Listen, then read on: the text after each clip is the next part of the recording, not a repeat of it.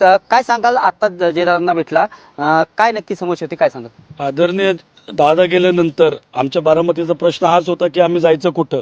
पण आज जेव्हा जयदादांचा दरबार भरला आणि जयदादांकडे आम्ही आमची फिर्याद घेऊन गेलो, तेव्हा असं वाटलं की आज आदरणीय दादांची सावली स्वतः काम करत आहे आणि जयदादांनी आमचे प्रश्न त्वरित एका सेकंडमध्ये मार्गी लावले. आमच्या मागं आमच्या पुढं 100 लोक होती, पण जयदादा प्रत्येकांना कमीत कमी 3 ते 5 मिनिटं वेळ देत होते.